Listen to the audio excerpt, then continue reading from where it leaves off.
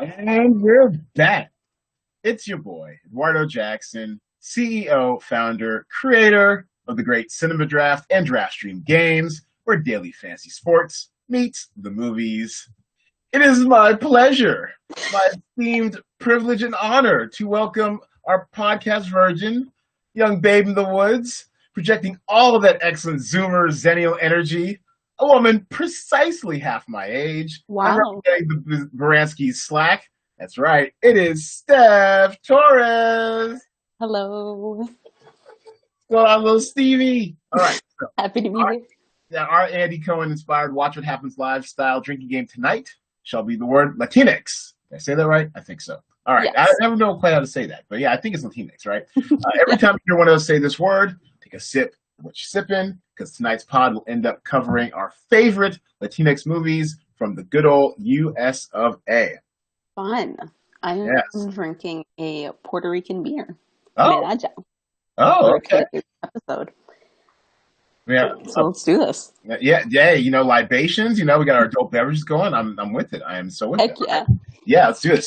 So first thing, and as you're well aware, I'm sure by now, this is the show with no segues. So where it, and of course I can't find there it is, the air horn, the signature air horn. So this is usually when I ask people to tell me something good, but damn it, we've had one hell of a week. I don't know about you, but I talked to my therapist today. I was like, this week just fucking sucked. My therapy is tomorrow. Hey, self-care in the house, high five. All right. Yeah. And so, it's been a lot, the old, ugly convention politics, the protests, wave of famous black men dying. It has been a lot. So instead of telling me something good, and actually you being on this pod is something great because this is officially our first all-Latinx Yeah. pod. Nice. Oh, No, not counting the draft mom, of course. She mm. don't count. Yeah, and Yeah. we'll actually get to her in a little bit later. But Ooh, fun. so basically, tell me what are some of the ways that you cope in the darkest of timelines, Steph? Okay, so I saw this question on the outline, which you sent me, and I appreciated because I really tried to take the time to think about what would be helpful for people. So I guess my first thing is just create something, like it's anything. So for me, I like to bake. I really like baking. I like to bake for my family. It's What do you something bake? um anything. I bake croissants, I bake cakes, I bake I got into sourdough, of course, Oh during the God, pandemic. everyone's doing sourdough now, and Yeah. it's a quarantine project. Yeah. My sourdough starter is called the Yeasty Boys, after, of course, the Beastie Boys. Um, so just anything creative in that sense, and anything meditative. So just losing myself in a recipe, kneading some dough, really just brings me to the moment and like have all my focus on something that isn't this dark timeline. Yeah, getting Is your really hands, good. yeah, getting your hands in Yeah, something. Okay. yeah. Um, what And else? that's real baking too. I mean, I actually like to bake, but I'm very much like a from the box baker. Like I might Oh, add a little splash of vanilla here or try something funny there, yeah. but I'm not going to be kneading dough. So you're the real Anything. you're the real Thank you. baker of the house. Yeah. Yeah, anything goes. If it's from a box, that's fine. But just, yeah, create something, make something for yourself and for your family. Really helps. Okay. What else did I have? Oh, I have a record player. I like to listen to vinyls. That's Oh, also something kind of meditative. you Just, old soul, you. yeah, Like yeah. I said, I'm 44, you're 22, you are exactly half my age. I Mm, find it wild that we're friends because you are one of my favorite people in the Bransky Slack. Keep it thank you. 100. You have all Thank this great, energy and stuff. And and it's not like one of those where, you keep me young per se, but I always like to get an insight on what y'all you. thinking. So I appreciate the energy. Thanks. I have a bunch of records. I have like over 100 or something. So just choosing one, cleaning it, putting it on, listening to it, and then, the process of just turning around and putting it back is also something very meditative that I like. A quick Um, cultural cul-de-sac. What are your top five records? okay, that's probably the ones that I Very own. high fidelity here. Um, probably all of my salsa records. So I have a Willie Colon album. called The Fugitive. I'm blanking on the word for fugitive in Spanish. Okay. The Fugitive. I have a new Ismael Rivera album called The Keys of Tradition. He's also a really old school salsero from Puerto Rico that I love. Okay. Um, let's see, let me do something not in Spanish. I really love my Fleet Foxes album, Helplessness Blues. They're kind of like an indie multi-instrumentalist band. Okay. What else do I have? I have this Al Green album, like a live Al Green album that I really like. What else is that for? What's my fifth one? Oh, geez. I have a Minnie Riperton album that I love. Oh, okay. I'm Maya, trying to, Maya, yeah, Maya, Maya Rudolph. Yeah. yeah, her mom. I'm trying to remember the album name, but I guess it's like the classic, most famous one of her albums. The cover is of her in like some overalls having like an ice cream cone, and she has like beautiful big hair on the Yeah. cover. So yeah, Look at I you think all those do are for my missing top stuff. five. Watch out Yeah, now. yeah, Yeah, yeah. You're more cultured than I am. Hell, I mean, my music tastes are trash. That can be enough for another podcast. But don't stop that's getting it fun. as part of my cultural lexicon. Hell yeah. Yeah. And if all else fails, I just spend time with my nephew Benji. I think I mentioned him in the Slack before. He's 11 months old. I love him. Like he could always put a smile on my face. So Kids, so yeah, pure, so innocent. I know. For now, yes, and I'm sure he'll be a wonderful, young man. But yes, that's great. Kids are great. Hmm. And there's our non-segue. All Love right, it. so we are now into one of my favorite segments, and I shall share my screen, and it is what we're watching. Yes, yes. All right. So first thing I'm watching, let me share my screen and bring it up for you all, is Knots and Crosses. It's you actually will find this in the talent pool this week. Ooh. And this is the one, and I think someone shared a link to the trailer in Slack, and I dug it. This is the one where basically imagine if Europe was conquered by an African colonial power, Oh and yeah. it's just and it. First of all, I mean, just that idea alone, I mean, you have me hooked. It's alt history. I love me some alt history. It's amazing high concept with the Romeo and Juliet love story at the center, which is kind of cool. And it's adopted apparently from a YA novel or a set of novels. Ooh, okay. So yeah, and actually that's partially its. I mean, well, not so much its downfall. That's part of its the sticking point with me where it kind of holds back its greatness. Not saying that YA novels are bad or can't be great or whatever. I mean, I saw the Hunger Game movies; they're great, all that good stuff. Whatever. The only problem with this is that it seems like if I feel like if it had more production values along the lines of, say, Brave New World, where that thing Mhm. was like a billion bucks, and the ideas and concepts they were dealing with were pretty strong, and it's decent performances, what have you. I feel like if it had that kind of production effort and also story effort, I'd be a little more invested in it. I mean, it's still a very Brit efficient model, 6 episodes in and out. I think I'm on episode Nice. 5. Yeah, exactly. In there, Love and that. like all killer, no filler. They keep the plots moving, and I appreciate that. But I think that I don't know. I feel like it probably could have gone a little stronger away. Some of the stuff feels kind of like Trekley, if you Mm. get what I'm saying. Like, and then the Hmm. opening credits are just, I mean, just trashing. The whole like slow mo white on black hands. It's like, is this the '80s? What are we doing here? So, by the Soft way, look. for the concept alone, Steph, you should check it out. Okay, yeah, and because it's 6 episodes, I probably will, There you go. There you go. if Yeah, I'm being honest. Yeah. the Brits they keep you hopping from one show to the next. I love it. And this guy, remember Love this it. guy from Timeless? Did you watch No, Timeless? no, I did not watch Oh, Timeless. such a great show. This But guy, his side profile looks familiar. I don't know. yeah, his name is Patterson Joseph. He was kind of like well, I don't know. We couldn't quite tell if he was like the big bad or not one of the seasons, but Timeless had Hmm. like 3 kind of abortive seasons. Really, and it's one of those shows where it's like time travel, but also when they go back in time and alter something, they'd slightly alter the future too. So it's both time travel and alt history. So, Ooh, yeah, okay. enjoyed that. He's really good in this. And the rest of them are British actors, of which I don't know. She's gorgeous. She's Oh doing yeah. a good job as well. And then Helen Baxendale, I've seen her in a bunch of stuff too. So it's a good show. Mm, I recommend it. That's the nice. first thing I'm watching. The other thing I'm watching is Class Action Park. Oh Have you seen this, Steph Love? no, but I've just seen all the content our Slack has generated about it. Man, so for those who aren't aware, it's on HBO Max. I highly recommend you check it out. It's about a deadly fun theme park in Vernon, New Jersey, or what that was in Vernon, New Jersey. That was Right. popular in the 70s and the 90s.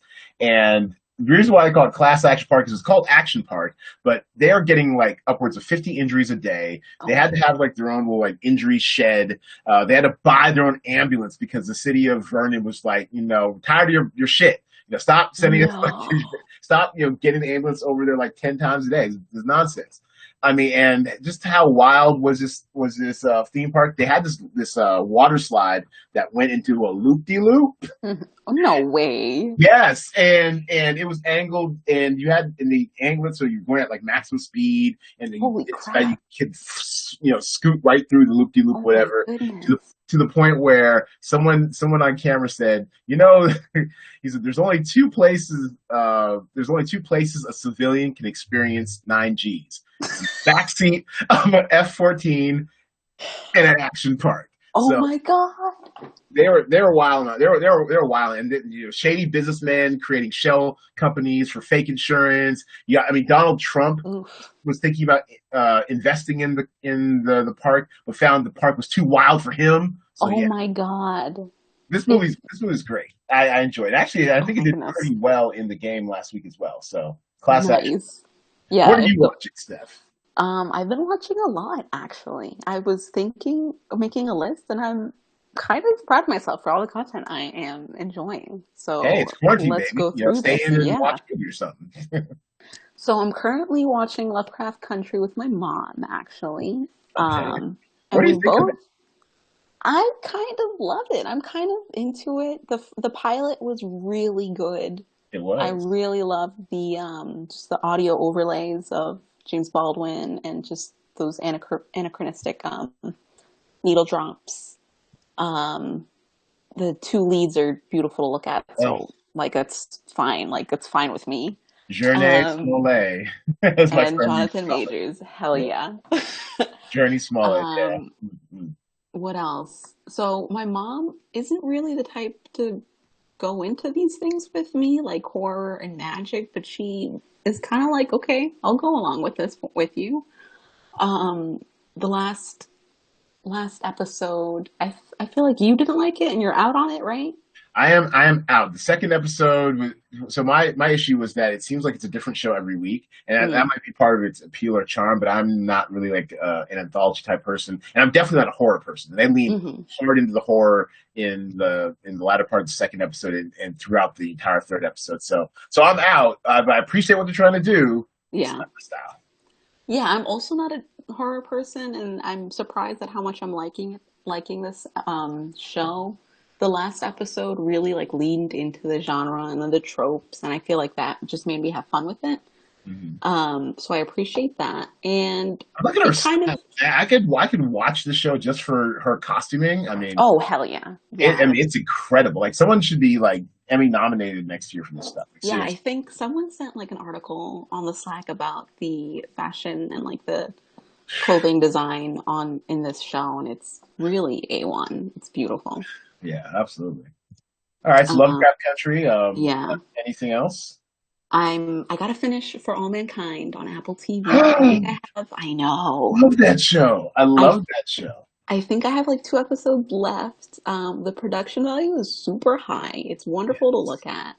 We're both into alt histories and stuff. And I really love space. So it's a Yeah. fun ride for me. Yeah. You know what? Yeah, cape up for space, damn it. No, I mean Mm-hmm. people. I mean, it's not just the playground for billionaires and Yeah. idiot presidents. No, space is cool, damn it. It's for the every woman too. Yeah. What else? I just started Succession. Oh, how I'm far are you? You must literally share. How far are you? I'm literally on episode two. Like it's That's like, I'm calling that my palate cleanser after Lovecraft Country, just so Now, I can see, laugh. you have help. Now you have help with people in the Bransky Slack who Oh are yeah. coaching you on, egging you on, stuff like Yes. that. We didn't Shout have help out. when it was Oh, coming on, so I found the first three episodes. Like I was almost out after the third episode, if you can believe that, really? because these guys were so unlikable. Like Oh yeah. I can see the craftsmanship. Like the writing is top notch. But there was, I mean, especially pre-pandemic, I was, I mean, why would I care much about these rich white assholes? But it really makes a turn in episode 4. So if you're not already in, or you're kind of wavering, or you're like, it's all right, Hmm. just stick with it. It gets Okay. so much better. Like the Oh, last 6 episodes of that first season are probably the best TV I watched that oh entire year. wow. Yeah, it was great. Yeah. I'm just kind of laughing at all this rich white people nonsense. Like that is what I'm in it for. Shout out to the whole Slack, to me, to Harry, to Christine, to KSK. They're just always on my live reaction threads, and they're just like, yeah, like this is super funny. Like I love them for it. Yeah, man. So they're helping me get through this. Um, so yeah, And Kieran right Culkin now. has definitely earned his Emmy nomination. I mean, Oh hell he's yeah, on one. He is for on one. sure. You haven't even seen the little slap fight with the sister or whatever at the hospital. Yes, That's just like yes, I saw. one an adult like slap fight with your sibling. Like, come on. Oh my And they're god, like heirs to billions too. It's like, what are you doing? you But no, were it's just, it gets more and more ridiculous. I promise you. He really perfect. leans into it as it goes on. Love it. Um, Look that's at that just face. Yeah, Tom, look at that face. It's just like, what the fuck? that's just so good. Yeah, I'm just laughing at all their nonsense. Like they Burn are them all. extremely unlikable characters, but it's whatever. Yeah. What else have All I right, give me one more. watched? Give me one more. Um, oh, I saw Moonstruck recently Oh, on, Moonstruck. Snap out of yeah, it. yeah. When did I watch it? I don't know, a while ago. I think it was because it got on the Criterion channel and it was on HBO and we did like a Oh, watch period. party You're, on the Slack. you're so cultured, Steph. Oh, I know, I I have to read a really book just but next time you're going to be on the show. devouring everything. Cher, icon, Nicolas Cage, icon. Yes. Um, just really, it's kind of like the story's kind of like an opera in a way, just a lot of hand waving at things. The last 15 minutes just like tie it up really nicely. And I mean, Cher is beautiful and she is just going for it. And Nicolas Cage is just going for it. So why not? Yeah, it was good. I'm Yeah. enjoying it. Old New York, too. I mean, Yeah. yeah, why not? All right, excellent. Well, let's move on to our next segment. The main segment. The reason why we're here, it is our top 5 American Latinx movies. And for those of you who are new to the show or the program, let me remind you how the rules of our little game works. One of us names a movie that features or centers the American Latinx experience. And actually, a little backstory. I actually threw out, since this is our first all-Latinx pod, I was very excited. I'm like, yes, let's do Latinx movies. And then I'm Ooh, like, no, that's way too broad. so broad. I mean, in our backgrounds, if you can't tell, I'm half Panamanian. Steph, you are. I'm Colombian. Yes, actually, and my mom told me so. And when I was talking to my mom the other day about you coming on the show, and I mentioned that you're a Colombian, she's like, "Oh yeah, Colombia used to own Panama or something." I'm like, what? Yeah, yeah, Really? yeah. So yeah, Um, we have like, I mean, down the line we might be semi-related or loosely neighbors or who something. knows? Yeah, totally. Yeah, it's wild. Abs- So we restricting it to just like the Latino American experience, something that takes place either in America or deals with Latino Americans. We alternate picks. Once someone picks a movie, that movie is out of play. And as you are our guest, the podcast virgin, may go first. Thank you. My first pick is a documentary, actually, if that's okay. Okay. It's called Yo no me llamo Rubén Blades, or My Name Isn't Rubén Blades. It's on HBO. Okay. It's What's the last name? about My name isn't. My Name Isn't Ruben Blades. Ruben Blades. Okay. Hmm. I don't Latinx. know. I mean, I might be stepping on your lane, but he's from Panama. He's a salsa legend, an icon. Okay. He recorded with Fania. Oh, Ruben Blades is Fon- not my name. yeah, Ruben Okay. Blades is not my name. Sorry, I was trying to find it so I could put it up on the screen. Okay, there we go. All right. Yeah. He's great. He's a Panama legend, a salsa legend. He came to the States when he was like 18. He started working for Fania, which is a record company in the 70s and the 80s, in the 60s and the 70s, just doing pure salsa in New York. And he was working as like working in the mailroom. And one of the producers either heard him listening to the guitar, heard him playing the guitar, or like just read some of his lyrics and was like, you need a deal with this record company now. And, he just became um, a great salsa legend. And he, they did a lot of interviews with a bunch of other artists. He was also in The Walking Dead. Like he has like a lot of hands and a lot of bowls. Like he's done some movies. Yeah, He he looks familiar. was, Like that face looks familiar. So yeah. yeah, he was the minister of like tourism in Panama. He has a law degree from Harvard. Jeez. Sting calls him the intellectual man's salsa singer because all of his songs are really just about social issues. And honestly, he's amazing. I feel like everyone should watch. Just try to, get more cultured. Ruben Blades is definitely a prominent figure in my like music education. And like when I was younger, just all my family would be listening to Ruben Blades, Willie Colon, Hector Lavoe, just a lot of, I guess my family was just really into old school salsa, and just learning more about him outside of the salsa world was really cool. Might be a superfluous question, but do you salsa dance? Yes, I do.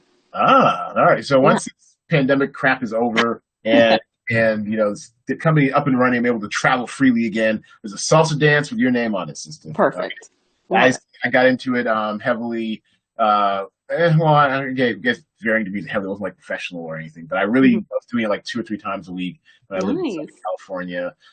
Was taking little lessons, or whatever, and then occasionally we'd go out to they take us out to like a bonfire club in like Orange County, where just like wall to wall Latinos and just Nice. dancing, the music, and it's just, I mean, I don't listen to it as much as I should these days, but I do like it. I miss it. I Hmm. definitely probably need a whole new course to relearn my steps because a lot of pressure on the guys. We have to Love it. lead. We need to know all Oh, the moves. So yeah, yeah.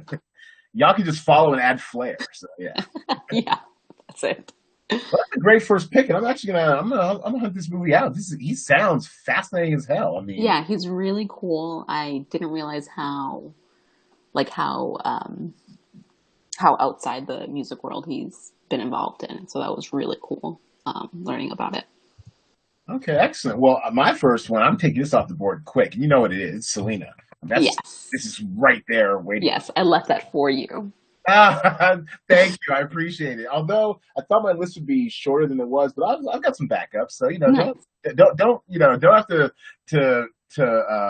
let the host win the game. All right, go ahead. Go for what you know. But yes, Lena, for obvious reasons, probably Jennifer Lopez's breakout acting performance. Yep.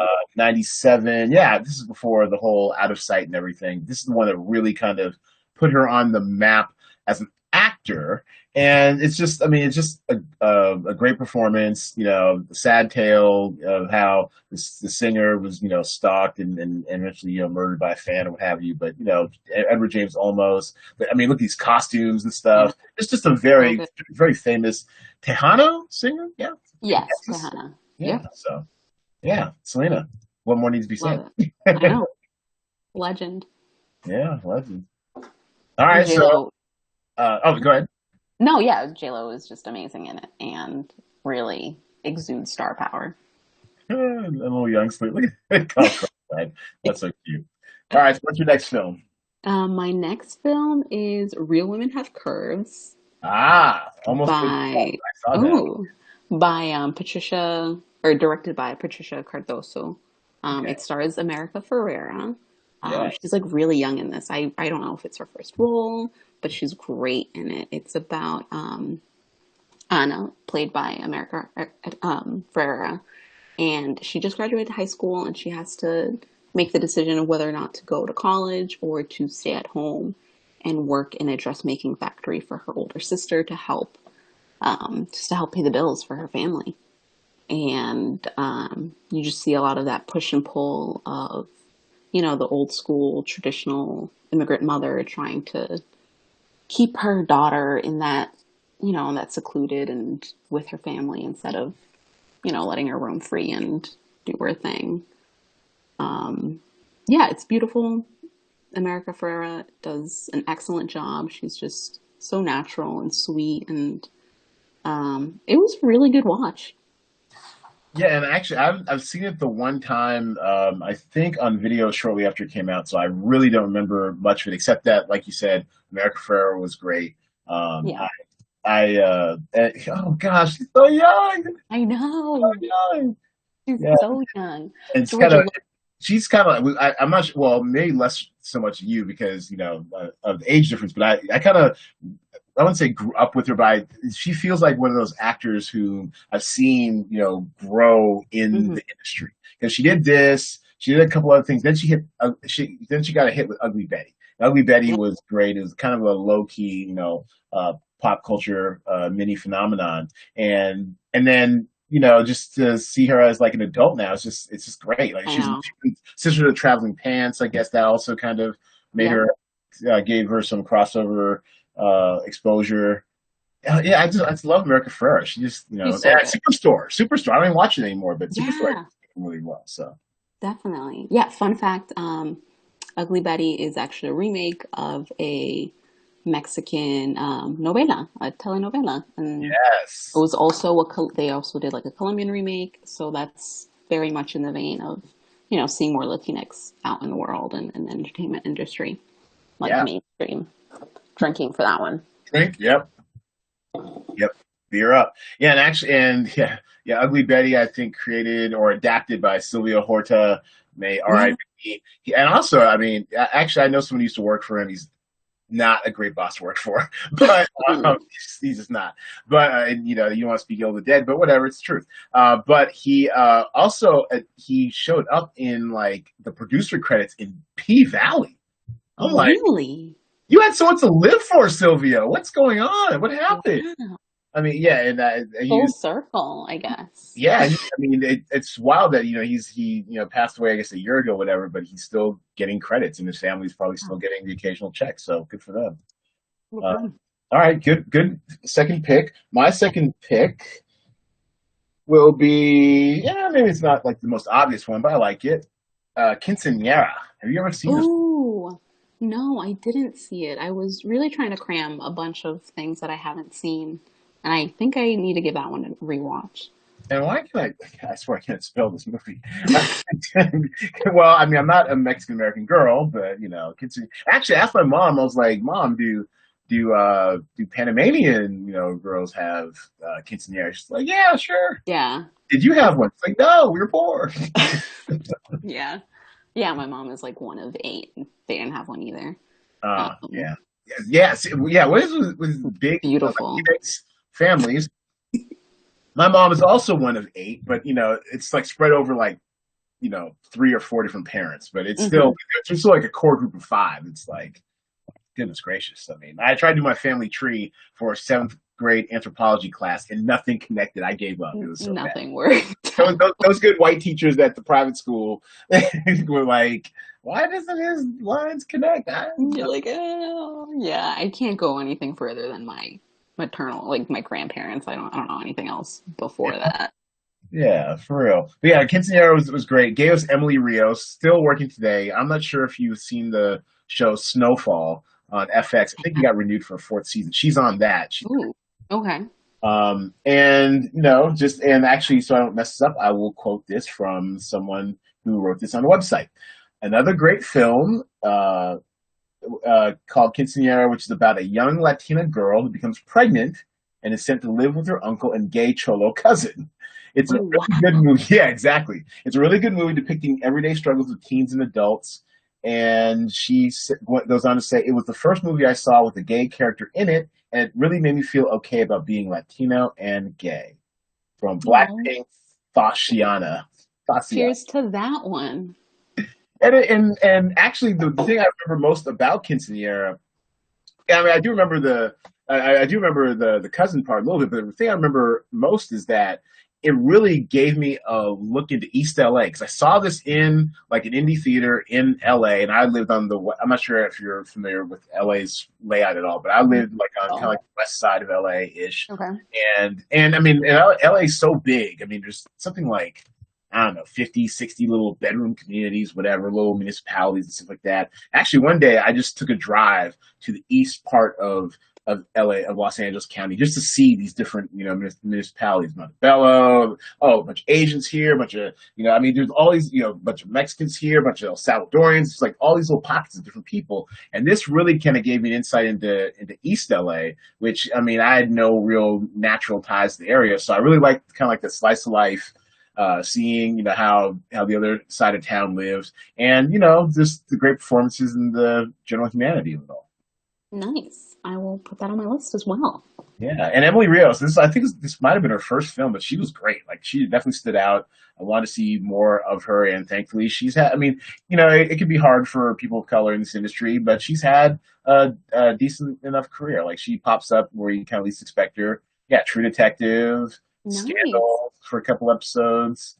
Yeah, so Love yeah, to see it. you'd love to Do see it. love to see it, yeah. All right, what's your next film? I have tortilla soup. Oh, I Yeah, did I remember seeing this, but I don't remember anything about it because I actually saw it. I think I saw a screener of it in the same year. So tell us about the really kids. cool. Mm. For those who want to see it, it's on YouTube for free with ads, so but like whatever. I don't remember what year it came out, but it's 2001. actually 2001. Yeah. It's actually an adaptation of a Ang Lee movie called Man, Woman, I don't even know, Man, Woman, Food, something. I don't know. It's just like four words. It's obviously not in English. Um, but it's an adaptation of that, and it's about a father who's a chef and he's not retired, and he lives with his three daughters, all grown up. Okay. And it's kind of like a slice of life, just them trying to navigate their lives. Like each daughter has like something missing in their lives. Like one daughter is a school teacher, but she's like in her 30s and unmarried, and that's just, I guess, a really big deal breaker for her and her family. And there's another daughter is like working in the business industry, but she just feels unfulfilled for some reason. And then there's the youngest daughter who is just having like her rebellious phase. And it's just that tension between, widowed father and these three daughters.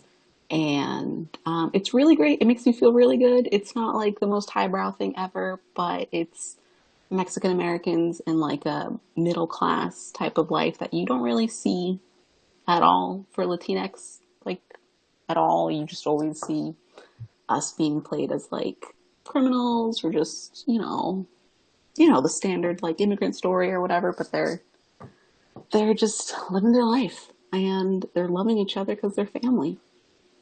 Amen to that. Yeah, Yeah, and this is a hell of a cast too. Like Hector Elizondo, he's in stacked. everything. It's a stacked cast. That Constance Marie. Oh, what I where have know. you been, Constance Marie? I I love don't her. know. I love her. Oh, she's gorgeous and talented, and yet I know. Angie Lopez, George Lopez. Wow. You know what's funny is that this is how, I mean, age comes for us all. I can't wait to see you at my age, but age for us all. But I guess there's like this whole. I was going to say this whole generation. I guess your generation who says they're kind of raised on George Lopez reruns. Is that a thing? Yes, I did see a lot of George Lopez reruns on like Nick at Night. At like late Oh. at night, I would be awoken by his theme song because I would leave the TV on. Um, and then, yeah, I just see the jumping figures like underneath my cover. But yeah, I did see a lot of those reruns. Wow. Oh, George, I haven't thought about the show in years, but oh yeah, my, this it was. I mean, no, but it was a fun show. I think I watched every episode when it aired, and of course, I'm not sure how many people know this, but this was originally ushered in by Sandra Bullock. Really? She EP'd it. She's the one who kind of ushered into the studio, whatever, and into the into the studio, and she helped get it made. She Nice. actually see we should see she should like she didn't write it or anything, but she was Mm-hmm. like she was one of You get those the credit somewhere. yeah. But That's yes, so and cool. and actually she made like I think she made one or two like kind of appearances on the show. Like yeah, there it is, executive producer Sandy. Oh, nice. She's down, man. She's Sandy's down. she got a She black can act. kid. She's helping helping the Latinx Yeah. out. Yeah, she's down Hell for that. yeah. Mm.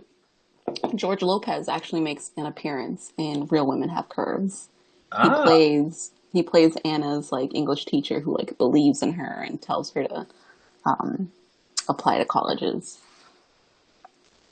yeah, Lopez. He's interesting. He like his like I watched his latest stand up on Netflix. Actually, I think I'm gonna quit halfway through. It just wasn't funny to me. And Yeah, he had been funny. He had been funny before. He's just right. not funny to me now. But he was really good in a supporting role in let me see if I can find that movie. It was the one with tax collector. There it is. The one with Shia LaBeouf. Really? I still can't believe Shia LaBeouf got all the way tatted, and I swear to you, he got his whole body tatted, and you only see it one time, and You're not even kidding all of me. his body. You're kidding. You think that was just left on the editing room, like all the other scenes of him shirtless? It has to be. He's Oh wearing my, a suit the entire time. oh my. I mean, I'm I love her, Chelsea Rendon. She's great. Yeah, she's Oh, great. Vita. Shout out to Vita. I could probably spin off the entire podcast on Vita or contemporary Latinx TV shows I love. But yeah, she's in this. I mean it was kind of bonkers and batshit crazy, but Hmm. if you just kind of lean into it, it's actually a pretty good time. But yeah, Oh, he's in this, and George Lopez is in this, and it's just and also another one of those. Well, actually, now I think about it, this is my next movie. Damn it, fuck it, yeah. why not? I was gonna go with this, but since we're here, since we're cul-de-sacking, I'm gonna steer into the skid. Uh, Okay. this is, I mean, it's not a great movie, but the lead isn't Shia LaBeouf, like at all. He's Okay. actually a secondary character. He's kind of like the best friend role in this, whereas the lead is this guy named Bobby Soto. Are you familiar with Bobby Soto? Bobby Soto, no. Sounds familiar, but Yeah, and he looks kind of familiar. I just don't know where I'd seen him before. But mhm. he's good. He plays so basically the tax collector is about two. I mean, it's kind of like what it sounds. They collect taxes for this. I'm pretty sure it's a Mexican American drug cartel. The leader Oh, is behind bars and is kind of like taunting the manhood of our boy Bobby here. The whole family's kind of in on it. Like his wife, young hot wife, she's kind of like the accountant of the tax collections, and they just go around every day. Like so this is by David Ayer. You're familiar with him, right? He did yes, End of yes. Watch, and yeah, Yeah. and it's funny too because I was wondering like why does he keep going Yeah. into LA and into like Latino LA? And of course, you go through a few pictures and you see pretty damn quick. Where is the one on the red carpet? Where'd it go? That's not it. Well, anyways, his wife is like I think she's Latina of some sort. So Oh, okay. that totally makes sense. Like why he's I mean I mean come tell stories of all culture there, but the fact that he's done like three or four just Yeah. I felt was like kind of special, right? It makes sense. Hmm. Like, he's in the life to an extent.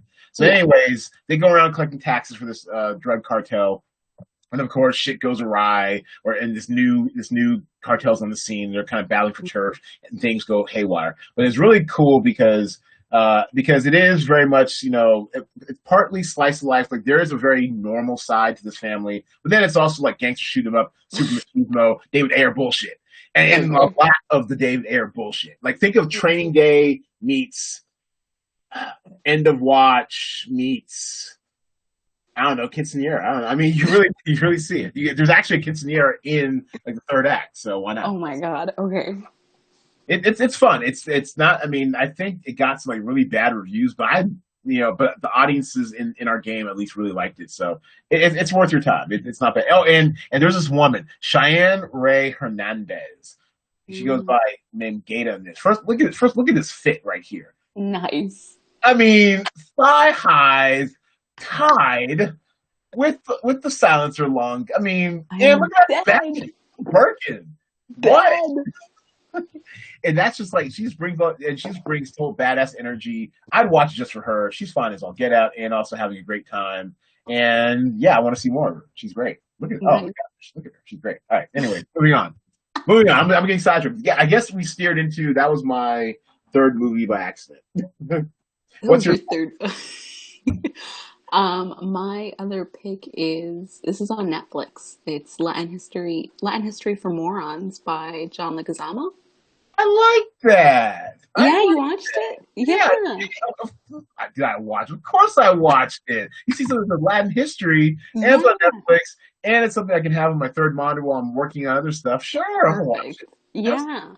Yeah, go ahead It and was tell us about John Leguizamo's Latin history for morons. so it's this one man play, and it was just filmed. Um, John Leguizamo is actually Colombian. I think his parents are from Bogota. Okay. Um, and it just is about he's a father now, so it's about how he realizes his kid is getting bullied at school, and he goes to like this private school, so he's like probably the only brown kid there. Um, and he comes to realize that like he doesn't really know a lot about and history because his son gets an assignment of just like finding a historical figure from your culture, from your from your roots to share to the class, and his kid has like no idea who to pick because you never really taught any cool history about us, so he kind of just goes on this like fatherly love journey of just trying to read all there is about Latin history and um, how South America and Latin America just came to be. He goes through like the indigenous cultures and how they got conquered and just kind of goes on a tangent. And it's really great. He's really fun and energetic. And everything is just made with like his fatherly love. And he just wants the best for his kid. And it was a really good watch. And I hope everyone watches it. Yeah, no, I enjoyed it thoroughly. And actually, let's do a genuine cultural cul-de-sac here. Okay. So your background is Colombian, right? Like you're actually from Yes. Colombia, the country, right? I was born here. My parents came to the U.S. in 1990 with my brother, and he was two. So Oh, I'm a first gen Colombian. oh, okay, okay, all right, cool. So actually, even better for my second question. My second question is: so when you were growing up, and you're like on the East Coast, right? Like you grew up in the Yes. Northeast, right? So when it came to any kind of Latin history, if any, what were like the highlights that you learned? Because, for example, when you have the Black history, first of all, you get the really condescending shortest month of the year, February, Hmm. and then when they pretend to care about you for a month, whatever, fine. But then it'd always be like slavery, civil rights. That's it. Yeah. No, seriously. I mean, No, at yeah. least in public school. At least it was in public school. So, what was? I mean, was there an equivalent? Like, what would be the things that they would cover in school for you, if anything at all, when it came to Latin history? Um, I think the biggest is just Frida Kahlo in like art class when I Really? was in elementary school, just because she was also a woman painter and Latina, so they're like cool, two birds with one stone. Let's go with that. That's honestly about it. I'm trying to think. I know Latin American History Month is like in September, and but that's like kind of newer, I think, to me, I guess. When I Right. was in school, that wasn't really taught or celebrated or anything. Um, and if anything, it was just Mexican history, which is great, like all for it. But something I couldn't relate to personally. But yeah, nothing really. Yeah, no, I was just curious. I mean, Yeah. see if, especially, in later generations, if the education had, gotten better at all. Oh And no.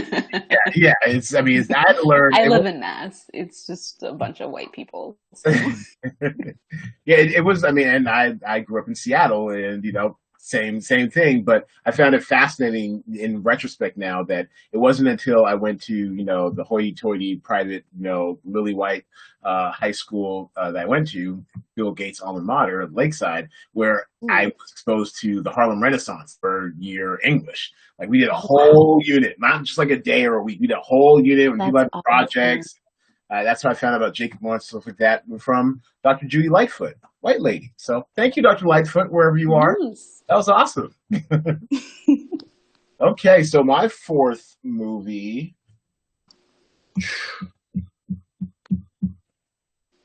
All right, this one might be on your radar, so I'm gonna take it off the board. Maria, Full of Grace. Oh, I thought that wasn't eligible. Is it eligible? Yeah, well, because she actually comes to America, You're right. I and just think and of like it as a Colombian film. You're right. yeah, the second half of it takes place in America, and actually the most depressing half of it takes place in Yeah. America, from what I recall. This is a really good movie. I think I've seen it once or no, I've seen it once because it was so hardcore. And I'm like, you know what? I can't go through that again. Basically, as you can see in this picture, Maria, played by Catalina Sandino Moreno, also, pretty. I mean, I want to see her in more things, at least more English language things. But Same. yeah, but she's great. This is my first exposure to this. I think she was nominated for an Oscar for this, and Yes, basically she was. she was, yeah, exactly, she basically plays a young woman trying to get out of kind of, it's not war torn, but I guess drug cartel warring or whatever, Colombia, and her only route out is as a drug mule, and so so basically they make her swallow all these wrapped. Uh, Loosely wrapped Yeah. vials of or not vials, but little packets of cocaine, and one of them ruptures in her stomach. Oh, It's I can. horrible. It's grossing me out to see what I talking about it, know. but it was so powerful. It was so Yeah. powerful because you want to get to America that bad, and this is kind of like the cost, and then when she gets to America and tries to get established, it's just like a whole other set of challenges as an immigrant with little command of the language. It's just, oh God, it's so sad. It was so Yeah. good. It was so good. It's kind of like a Pride in Colombia, that movie.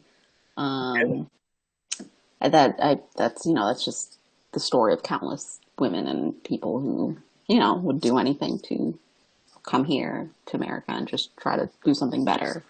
Whether it's, being a drug mule or crossing the border and, spending thousands of dollars doing that. Yeah, it's a really great movie. It's a really horrible situation to be in, and yeah, like I don't know what else to say. It's close to home. Yeah, no, and actually, I want to. What is she? Quick cultural cul-de-sac or aside, real quick. I want to see what has she done lately. I think I've seen her. She's done. She's done. I think it's called Birds of Paradise in English. I saw it. I think it's on HBO. I'm blanking on the director's name, but it's a movie about, it's like an intergenerational movie about this indigenous tribe in Colombia, actually, who Hmm. take advantage of the upcoming like drug trafficking situation up in the coast of Colombia during the early 90s and during the 80s, early 90s. And and it's just, I don't know, I guess a good description would be like an indigenous Godfather movie, in Oh, the sense that it's just like this empire being built and trying to manage and is traditions. this a movie or a TV series? It's a movie, and Oh, I think it's called Birds of Paradise. It's really good. It's long. They really took the time to cast indigenous actors, use the actual indigenous language, and it's beautiful to look at. It's directed by like this husband-wife duo. I'm blanking on their names, but they're Colombian, and she is like one of the main stars in it.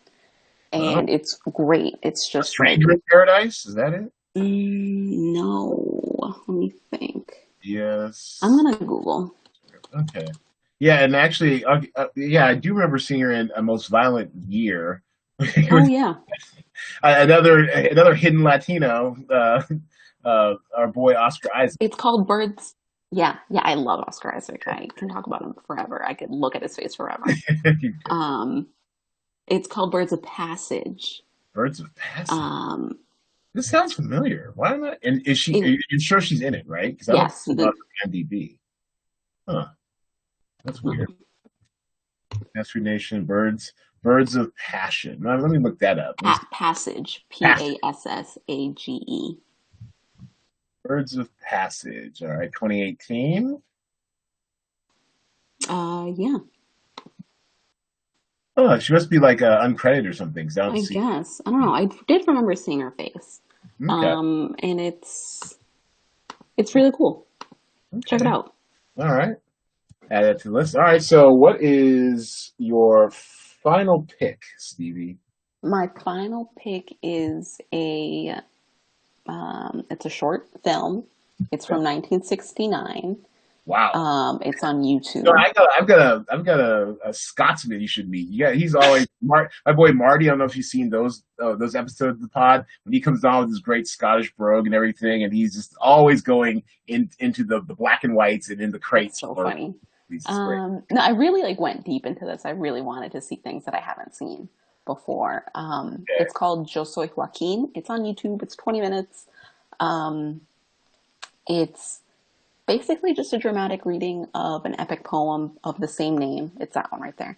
Um, and it was made in like the height of the Chicano movement. And it's directed by Luis Valdez, who also directed La Bamba. Oh, okay.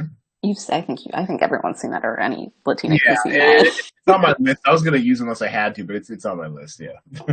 uh, and it's basically this epic poem on the history of Mexican Americans and Mexicans, um, from like the Aztecs and the Mayans all the way to now the Chicano movement in the '60s of just working in the fields and struggling to be accepted, respected, in America, and for all their contributions that they've done to this country.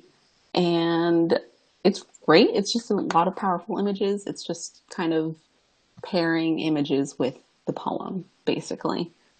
But it's really good. It was a fun. It was a fun watch. I learned that the Chicano theater like would bring a projector to um, fields like in California to just show the movie to field workers, like farm workers in during the Chicano movement, to just kind of like as a solidarity move or something. I don't know. It was really cool history about it. So yeah, Yeah, and that is really important too. That a lot of like the workers' rights struggle in America has been tied to Chicano farm workers. yes, So yeah, that's good. yeah. All right, good stuff. My final one, and I struggled choosing which one because there's I guess I'm gonna cheat. Honorable mention, Si Nombre. Honorable mention, uh, A Day Without a Mexican, which Nice. actually isn't that great a film, but I love the high concept of it. Another kind of alt history type thing. Well, actually, it's not even alt history, but like someone wakes up one day and they're like, no more Mexicans in America. So then commerce breaks down. No one's picking any of the fruit in the fields, and people's Hmm. servants are gone, like just like vanished, and so white people lose their shit. It was great. And so, but I don't remember nearly enough about it, but I do remember enough about Border Town to recommend that. And this Mm. one, and this is okay. Now I'm talking about. Yeah, here we go. 2007. Jennifer Oh, Lopez. Have you seen this, Stevie? oh my God, no. This, yeah, Martin Sheen actually playing his Mexican ass self. Can you Oh imagine? my I love God. it. You love to see it. You love to see You love to see it. it. Actually, I've been seeing it. I've introduced Mom to the West Wing. We're slowly making our way through it, Nice. and it's and it's like straight heat rocks. I mean, all the performances are great and the writing's top notch. Aaron Sorkin, probably a season or two before he goes fully onto cocaine, but he's just like pitching 100 miles an hour. Anyways, yes, Martin Estevez, aka Martin Sheen, out here in Border Town. But yeah, Jennifer Lopez plays a reporter who goes to the border. I believe it's like the Texas Mexico border, where there's a string of murders of young women, young factory women, and she's determined to get to the bottom of it and make America care. I think it's based on a true story as well. Wow. and it's good. Like I only saw it the one time. I believe I rented it on Netflix back when they still mailed out the DVDs, and it was good. I enjoyed it. And Cool. who's the guy? There's a guy in here who's kind of like her count. Antonio Banderas, duh. Yes, Antonio. He's in Love this. him. Yeah, he's probably one of those actors who's got like 110% approval rating. Everyone loves Antonio Yeah, Banderas. he's Yeah, so yeah, there he goes. charismatic. There he goes. Yeah. Giving her the what for out of the Mexican desert. Yeah, and she's, and it's just like, it's one of those where I'm not, I mean, J-Lo's career has had like most long running careers, hell, even my different careers. I mean, everyone's got like ebbs and flows in their careers, Yeah. right? And this is probably one of the kind of the ebbs that's trying to turn into like a flow where Okay. she's trying to be taken, more as like a serious actor or whatever. I think she ditched Ben Affleck by this point, and she's trying to be Really? like, yeah, she's trying to be like, like She was get with credit. Mark.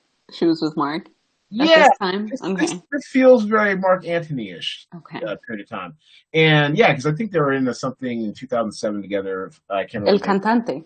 Yes, yes, yes. The biopic of Hector Lavoe, another salsa legend from Puerto Well, Rico. yeah, I should have known you'd know it, Stevie. If it's Yeah. salsa and historical, you're all over it. Yeah, I Yeah, think that's my lane. yeah, exactly. She's really good in this. It's kind of gritty, a little grimy. There's zero sex appeal in this, really, and I dug it. She was good in it. She's Nice. real acting, and I'm pretty sure they thought it would do better with the award circuit than it did, but I don't think it won any like real awards, which is too bad. Dang. That sucks. Yeah, What does she do after this? yeah. Okay, let's take a quick. Like, does it turn into a flow? Yeah, yeah. Let's do some donuts in her cul-de-sac real quick. 114 credits. Wow. Stacked them. Well, a lot of them were music videos. So Yeah. like, look at that. 2000. Look at the early aughts. It's video, video, video, video. She was about that singer, sometimes actor life. Yeah, all these were videos. The wedding. Oh, the wedding. The Planner. Wedding Planner. One of my favorite movies ever. So good. Don't get me started. All right, so yes, Border Town was 2007, 2006, maybe. El Cantante, yeah. Okay, so that's Hmm. I think the one where isn't this the movie where she met Mark Anthony and fell in love? Is that how it worked? I think that's how the story goes. I really have no idea. Okay, yeah, here. Okay, yeah. So I was right. All right, so Gigli bombed. That's the one she did with Ben Affleck when they were Yeah. better, and that kind of started leading up to their breakup. Jersey Girl had some aspirations, wasn't that great. Shall We Dance was How we underrated. Love that. That was good. I saw it in the theater, and it was Oh like no. late August movies where no one's in the theater. Perfect. I'm not sure if they were dumping it, but no one knew what to do with that film. You have Richard Gere in it, Mhm. and her, and they're all trying to learn how to dance, and it just seemed too weird for narrow-minded people to market. But I loved it. I love a good dance movie. Yeah, Um, that saw on a bunch of reruns. yeah, yeah, exactly. Yeah, and I'm glad it's had an afterlife on Yes. cable somewhere. Monster in Law Monster-in-Law. is kind of dumb but fine. Her Mhm. battling Jane Fonda, and Unfinished Life. Nobody saw. I only watched it. I didn't see that.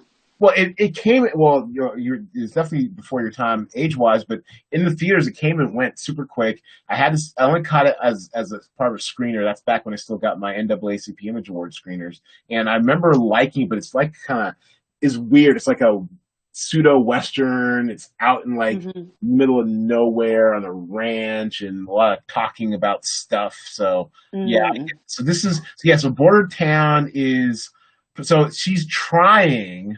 She Getting gets back one up for there. them, three for her, not Hmm. quite working out, and then I think and then more music videos, and then she goes the backup plan. No, that didn't do anything either. So she's ebbing here. She's totally ebbing, but doing good work though. Yeah, for sure. And doesn't kind of come out of it until even Parker was like I liked her in Parker. I thought it could be the start of a franchise, but it's just kind of dumb action. Her and Jason Statham. Yep. Yeah, it's ebbs for a while, man. Just music Oh, videos. tough luck for my girl. Yeah, tough, tough. Where did she come out of it? She doesn't really. I mean, the Ice Age money, I guess, is Yeah. fine. Get that cash. Yeah, get that cash. Yeah, Shades of Blue. Okay, that's what she kind of comes out of it. And Oh yeah. I like that show. I did not watch that show. Well, I mean, it's funny because on the face of it looks like a dumb network procedural, right? it gets grimy. Ray Yeah. Liotta plays a closeted bisexual, ass kicking cop who has Wow. like a secret, lover, an ongoing secret lover whom he keeps from his totally straight wife and kids, and No he's also a super way. dirty cop. It's worth your time, man. Give it like 3 or 4 Okay. episodes because you go and think he's gonna be a straight up procedural. It is not. It's just dirty cops grinding it the fuck up. Okay. Compelled. I was compelled. All right, anyways, we're running long. That's my bad. But That's okay. This was Border fun. Town, that's my final one. Good shit, Steph. Yeah. And we're going to take a pause for the cause. For those of you who are new to the Cinema Draft podcast, who are listening at home, we're going to take a short break to bring you up to speed on what Cinema Draft, the game and the company is, as well as DraftStream, what it's all about, and how the game is played. So we'll be back shortly, right after this. And we're back. Yeah, you have to clap it up for yourself, Steph. Love you. Yeah. All right, so last week's quarantine movie of the week, let me share my screen, was Jojo Rabbit. Hi, Jojo. Have you seen Jojo Rabbit, I Steph? haven't. Where is that available? Do I have to rent it? It is on. It's on HBO. So check your HBO. Oh, Yeah, nice. A big word. I'll watch it. yeah. It's good stuff. That was fun. I was glad to see a couple of you all's tweet length reviews at us. And this week's quarantine movie of the week will be Beirut. And this is the 2018 kind of not quite action, but definitely political drama thriller starring John Hamm as kind of like a washed up alcoholic former U.S. diplomat who's kind of pressed back into duty under the care of a CIA field agent who is Rosamund Pike. I'm telling you, Wow. Rosamund Pike gets around. She shows up in the most unexpected places. She was Mhm. great in this. I loved it. She's kind of like, hard boiled CIA agent, whatever. I kind of bought it. Um, Nice. John Hamm, definitely, dirtying it up as much as he can. He still has like the lantern jaw, whatever. But, alcoholic, washed up, fucks up, makes a bunch of dumb mistakes. But it's really great because and this is set in actually 1982 Beirut. So this is like Ooh. starting to fall apart. Beirut used to be known as like the Paris of the Middle East, super cosmopolitan. Everyone's super educated, a lot of great universities, all sort of stuff. And then the infighting started, and it kind of went to hell in the handbasket, which is sad. Mm. And so this is kind of like a bit of the aftermath of it, and seeing war-torn Beirut and him being on the special diplomatic mission, trying to get it done at all costs. It's worth a watch. Or have you seen it? I'm sorry, have you seen Beirut? I have not seen it. This has was not on my radar. But I saw it's on Stars. I have Stars, Yeah. so I'll give it a go. Look at those Yeah. 70s sideburns. Those wow. Really. Yeah, totally go for it. So that's going to be the tweet. That's going to be the Twitter and quarantine movie of the week. Make sure you send me your tweet length review at our Twitter account at Play Cinema Draft right here, and we're actually going to break off into our next segment. Time for the draft stream update, and Woo. we're doing something a little special this week since we had Okay. a very special winner, a first-time winner last week, and I can't stop. I can't help but smile when I talk about this. It's the Draft Mom. She won. This is the first Yeah, time she got a top 5 in the Draft Stream game. that's so She, good. she never won in even the Cinema Draft game with the movies. I mean, this was a historic first. I'm so proud of her. So we're actually going to take another pause for the cause and do a special interview that we had with the Draft Mom that I'm going to Oh, get it into our live stream. So we'll be right that's back so cute. after our mini interview with Brown Baby, aka the Draft Mom. We'll be right back after Yay. this. Hey everybody, it's Edwardo Jackson, CEO, founder, creator of the Cinema Draft game, giving a most unexpected emergency interview with our hero and champion of the hour, the one and only Brown Baby, aka the Draft Mom. Hello, Mother. How are you doing tonight? Absolutely peachy keen. And the reason why she's doing so peachy keen, everyone, is that she was the improbable winner of this week's DraftStream contest. Matter of fact, let me share with you her handiwork.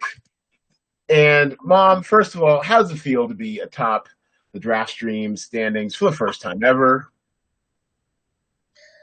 I feel like those stars that feel so happy to be their name be called to win the Academy Award. That's how I feel. Okay.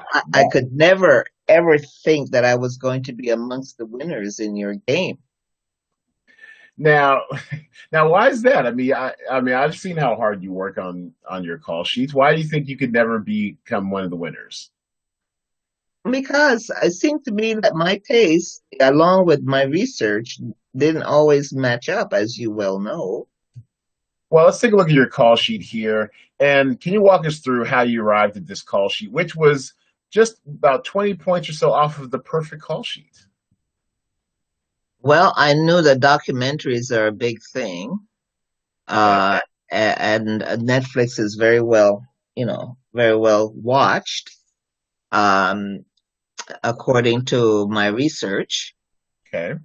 And so I thought, well, you know, I think that I'm going to try and see if I could be on the winning side this time. I was thinking there were a lot of people that would be watching that documentary.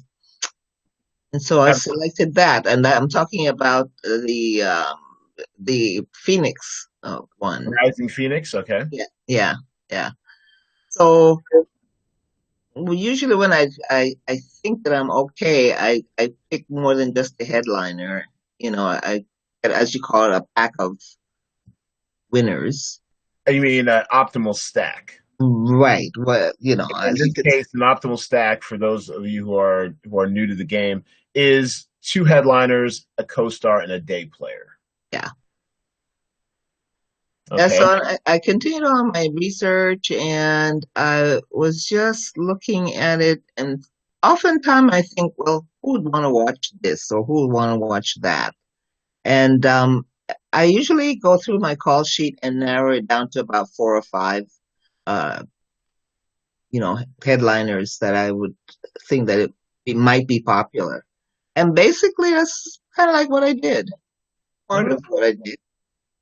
Well, you definitely bet on the right horses this week, and for someone, I mean, just goes to show that while this game is definitely a skill-based game, if you have the right strategy and the right week, anyone can win. You have gone from not once being top five in this game to outright winning this week in stunning fashion, and you saw you grow throughout the week. I think you started off around eighth on Thursday, and then I think I think you were like fourth or fifth Mm. Saturday, and then Sunday you were in first. It was like, oh, that woke me up.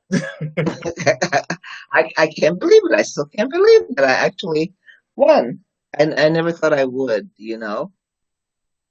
Yes, we're very proud of you over here, Mom. And so, what are your initial thoughts on the talent pool for this week?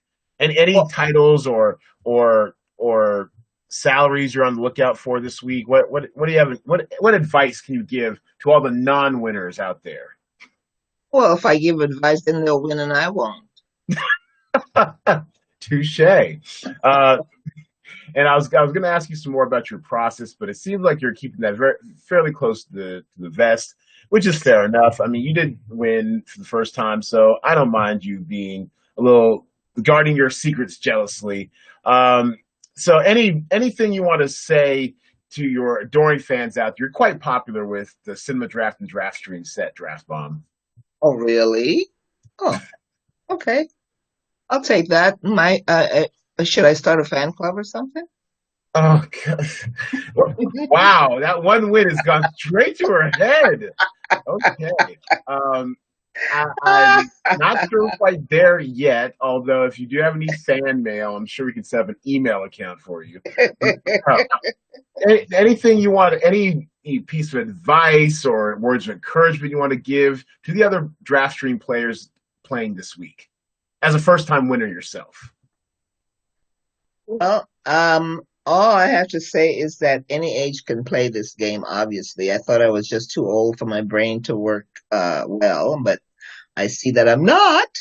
So, That's right. voila.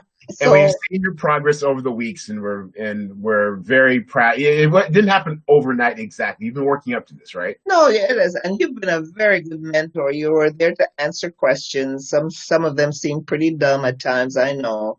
But that's the way you learn, I guess. And I have to say thank you to you also, dear son, that you had some good hints, and from that point on, I just listened to what you said and tried to apply the knowledge that you imparted to me, and here we are.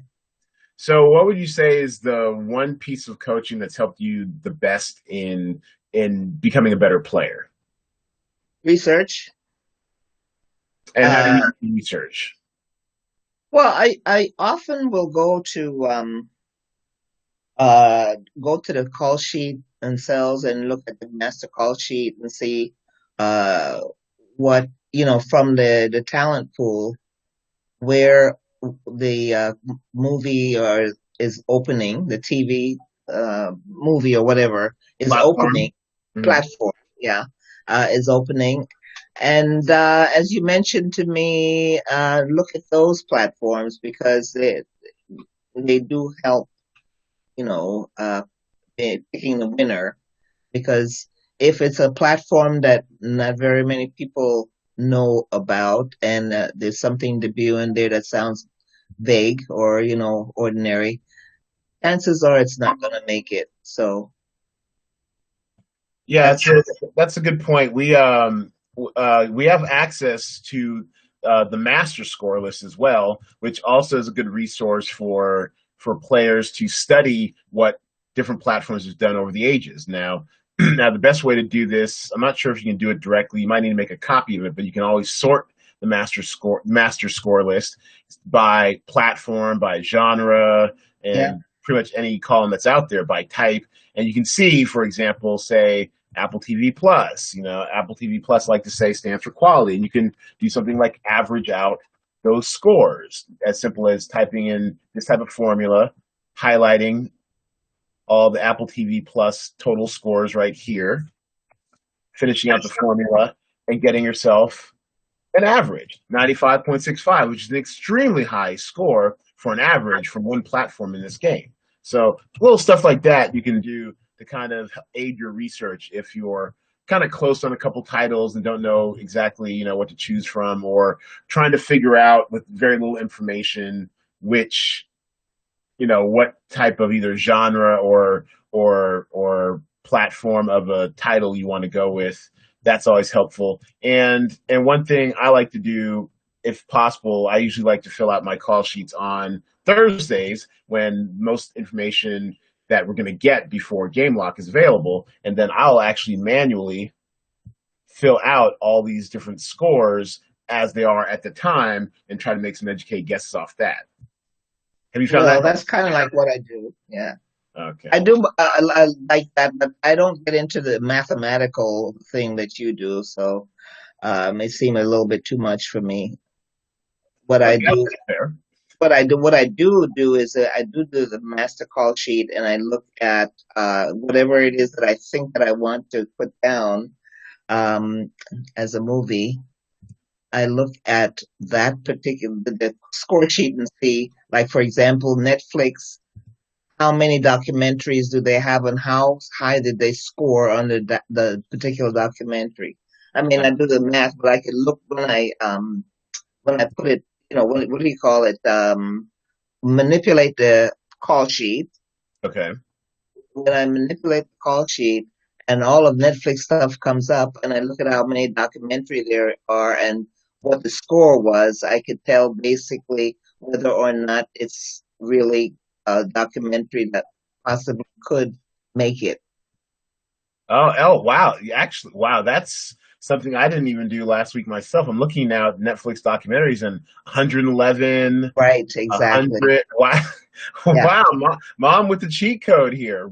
That's well played. Not a ton of Netflix documentaries, but the ones they have done pretty well. Now here's one Exactly. dud, only because it didn't open the week that it was listed on this game. Like they kind of Mhm. head faked us and ended up releasing it like a month later. But Mhm. generally, yeah, Netflix documentaries have been pretty golden. I totally overlooked that. Well played, Draft Mom. Well played. Thank you, son. All right. Okay. So yeah. So all right. We'll wrap it up here. But any final thing you want to say about either the game or the experience, or anything parting to the people who are playing or thinking about I playing? think it's fun. I think it's fun. It's been a little bit tedious for me because it's taken me a while to really do my research. I did follow your uh, suggestion as to not to play the game until Thursday. Uh, and you're right, because I was starting as soon as I got the talent pool, and I'll be just agonizing over it. And I find I don't have to do that. I can wait till Thursday and fill out my call sheet. There you go. All right. Well, you've heard it here first. Tips from a winner. Fill your call sheets out on Thursday. Do some research. Make use of the master score list, which you can find in every call sheet weekend game right here on the scoring tab. Down here towards the bottom, the master score list link will always be there. And also previous contest results always at your disposal if you want to check them out. And I'm sorry, you can't even see the screen I was showing. Let me show it real quick. There we go. So you can find the master score list link to that here on the scoring tab. Click that, and it'll take you to the master score list, and you can use that as a helpful research tool. Also, wait until Thursday to fill out your call sheet so that the most available information that you're going to get before game lock is available. And I don't know, be like the draft mom, persevere. We lovingly called her our mascot because she tried so hard, always put in her research, just tried so hard and never quite got there. And today, this week was her, or last week was her week. This week, it could be your week. So thanks That's for right. playing, Draft Mom. Go Claudette. Yes, go Brown baby. All right. So that's it here. Signing off with the Draft Mom, and we'll get back to our regularly scheduled programming, and we'll talk to you all later. Thanks, Bye. everybody. Bye.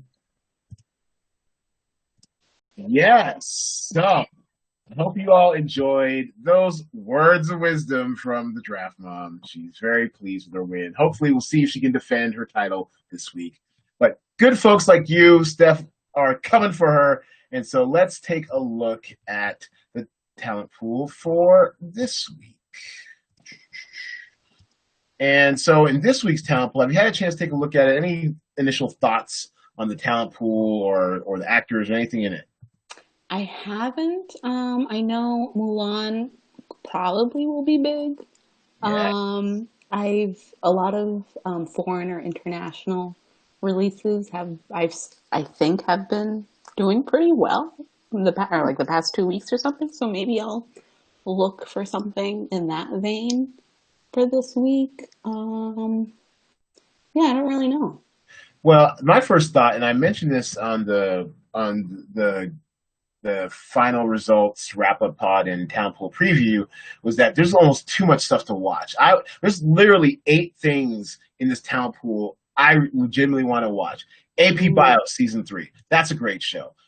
Anthony seems interesting, and it's also I think it's like a BBC movie. It's got an Oh, interesting premise. Away, space, space. space is back, Steph. So yeah, I'm very into that. Bad Boy Billionaires of India drops tonight, Wow. 12 p.m. Pacific. Can't wait. I'll probably have that on the third screen while I'm editing up this video. Looking forward to that. I mean, watch the trailer for Bad Boy Billionaires India and tell me you aren't in it. Okay. It's really good. Okay. I'll It's give it really a shot. they on some shit in India. I'm thinking of ending things with Oh my Charlie. God, yeah. I mean, this is the top half. I mean, love And Gary it's dropping on Netflix. Yes, yes, yes. Yes, it's going to be wild. So that Love Guaranteed, which doesn't even look like it's going to be that great, but it's got Damon Wayans Jr., who I love. It's set Mm. in Seattle, but filmed in Vancouver. Don't even get me started. So, and Rachel Lee Cook, she's been like MIA for a grip, so I'm into that. What's she been doing, real quick? She's been Robot Chicken. Okay, so we don't see her. Oh shit, she did that for a while. Oof. Yeah, that okay, it was 15 episodes over that stretch. So okay. But yeah, so yeah, little stuff, TV movies. So yeah, so I'm interested to see, is this a renaissance of Rachel Lee Cook? I don't know, but she had a moment definitely before your time. Honestly, probably before you were even born. She's All That was kind of like her breakout Yeah, I movie. saw that. I think that's the only thing I've seen with her in it. I did not watch Dawson's Creek, obviously. Yeah. Yeah. Yeah, so I mean, she's been like, I'm not sure if she's making a comeback per se, but she went from leading lady, Josie and the Pussycats type stuff Mhm. to just totally kind of like either sideline or TV or bash TV back when being bash TV was actually a thing. Now TV is like cool again, but yeah, it's interesting. So I'm interested to see what she has to do in Love Guaranteed. This is probably another one of those half-hour movies where I'll give it a half hour. Win me over in a half hour, and I'll finish it out. If not, I'll move on. But I like him a lot, so I might actually end up watching the whole thing. So I yeah, like so these I'm boundaries that you set for yourself. well. I mean, it's not as much boundaries, but it's like time management. Like, Yeah. I mean, yes, it's part of my job to watch this stuff or be aware of these things, whatever. It definitely helps when I'm making salary because if I've remotely heard of you, I'll adjust salary accordingly. But I mean, I'm curious. I love a good rom com. Netflix definitely has taken up that kind of corner. Hmm. I mean, rom coms I didn't think I'd like at all. Like Set It Up were great. So you never know. And that's how I enjoyed Eurovision. I was like, this is definitely a half hour. This is like some bullshit, and I loved it. The elves went too far. It's so good. Have you seen Eurovision stuff? No, I haven't. I think we're gonna do it for like a family movie night. You would Um, love it. It's so adorable, and Rachel McAdams always commits. She nice. always commits to the bit. So You're right. yeah, so between that, Mulan, definitely gonna watch. Knots Hmm. and Cross. Yo, do you watch Power? Are you a Power head? No, I'm not a powerhead. Man, There's I so much mean, content to keep up. I just got to it's on Succession. Stars. It's on You're Stars. right. Hey, look, I did Outlander for you. I mean, really, I did Outlander You're for you. right. You should do Power for me. And All right, that's I'll do like that. 6 seasons, 13 episodes each ish. It's some shit, man. I mean, look, all I gotta say is you watch. Well, you know what? This is how I do most shows that I'm new to. I'll give it 3 episodes. I gave Mm. Lovecraft 3 episodes. I'm out. I gave Ted Lasso actually 4 episodes. I'm actually out on Ted Lasso three Oh, episodes, but the fourth episode was so good. I am all the way back in. Give nice. give Power, and this is the sequel, Power Book Two, Ghost. Ghost. Give Power 3 episodes, and if you're not all the way in, then that's fine. But Courtney A. Kemp, her bona fides are like she worked on The Good Wife for a few Oh seasons. wow. She worked on what was it, Roswell, I think. Uh, Hawaii Five O, Beauty and the Beast, Power, yeah, and then she got her own show, Power, and this show is so good, it's got its own universe. These are all sequel shows spun off from now in a now extended Power universe, the PEU, the Power Extended Universe. It's happening. This is out. They just greenlit Power. They're actually switching them. It used to be Power Book 5. Now it's gonna be Power Book 4. Oh my Force. God. Tommy, the kind of the white co-lead in Power, he's getting his own series. Raising Kanan is actually, I think, in post production. I think so. That's actually coming out. It's a whole thing. So I'm give it 3 episodes. It's great. I Okay. mean, basically the log line is this guy trying to get out of the life. And you know this guy, Omari Hardwick.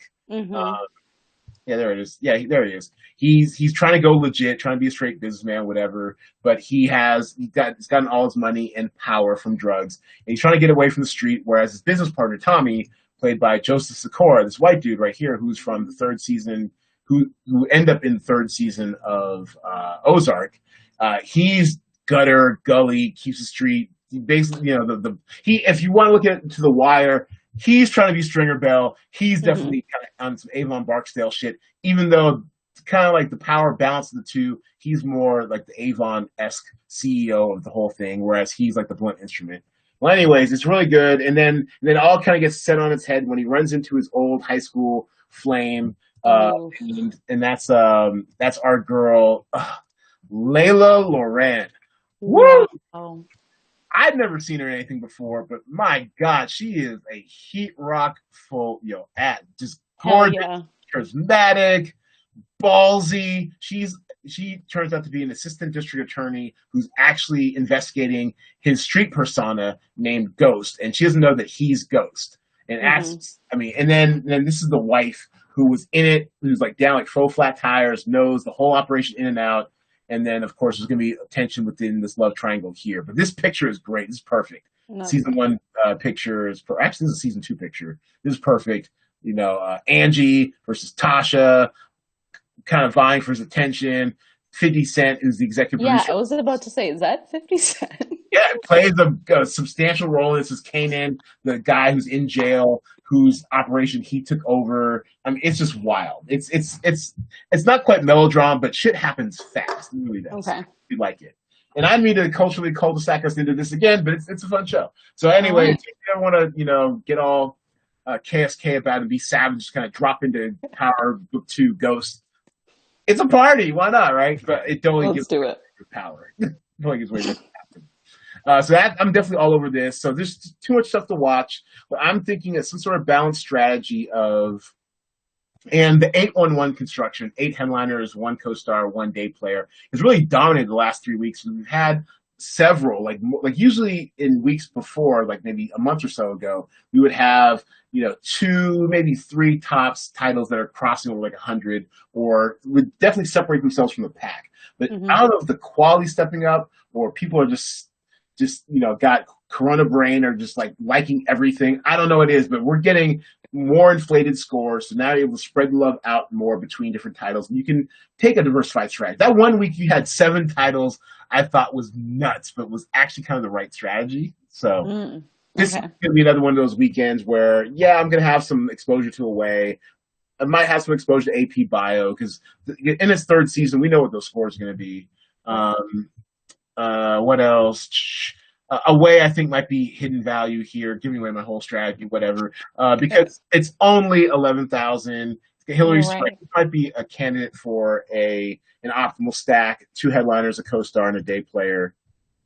And then like a super sleeper, if you want to kind of go off the board, once again, Tyler Perry might get his people involved, Yeah. his legion. They might come in and give him a 9.2. I still can't believe it was. So I'm not sure you followed the action from last week, but Tyler Perry's had a show that came out last week. Tyler Perry's Medea's Farewell. There it is, Farewell Play. This shit had a 10. One person had one review as a 10 on Game Lock. On Saturday, 5 people had given it a 10. By Sunday, I think 7 people still had it at 10. Oh my God. It wasn't until the game went final that it actually got down to a 9.2, but now it's up to a 9.4. Super That's small sample size, not even statistically relevant, crazy. but whatever. That's how they roll. Even Yeah. the draft mom likes Tyler Perry, and I try to school into better choices. What are you gonna do? What are you gonna do? Right? Tyler Perry Hive rise up, I guess. Yeah, his fans are legion. So this might be like a super duper sleeper off the beaten path. If you're trying to get some cheap value, you could do worse. I suppose you could do worse. Okay. Yeah. All right. So there we go. I clicked the button. It didn't air horn. All right. There we go. So we need to bring this in for a landing. My beloved Golden Knights are playing as we speak. That's hockey. Ooh. Sticks. We're about to close these suckers out from Vancouver. And not to cut our time short, but you've been an absolutely wonderful guest, Steph Lover. Thank Give you. yourself a hand. Ooh. We'll have to get little Stevie back in the house in a future podcast. We appreciate you. Thank you. It's the time of the pod where we actually ask you to plug your ish. Any ish you want to plug, Steph? Ooh, I have no ish. I have no time for ish. I'm still in school. Oh, what are you in school for? Chemistry. Oh, okay. Well, smarty Yeah. What do you want to? Do you want to plug your school? Do you like your school, or they get no free plugs? No free plugs. No, they already have my money. That's enough. That's enough. No free ads. Damn it! And you can't even go to the campus. Damn, it's like a Zoom instruction, right? I know. Yeah. Yeah. All right. No free plugs. Well, anyways, thanks everybody for watching. Thanks for listening. If you're listening on the podcast, make sure you get your call sheets in at 6 p.m. Pacific time Thursday. We have 3 entries again this week. We have a $25 perfect call sheet bonus, which got matched this week. Shout out to the homie Gamble 24x7. He is now the owner of a matched perfect call sheet and a matched perfect lowball call sheet. He's a man of many talents. So go for the high, go for the low, go for that free cash. $35 the first, $15 to second for the top 2 non-Cinema Draft affiliated call sheets, and also a $10 lowball bonus if you're going for the lowest qualifying score. We're going to get out of here. Thanks, everybody, for watching and listening. We'll be back next week with another great guest, another top 5. We'll see you all later. Thanks for playing, everybody. Thanks for watching.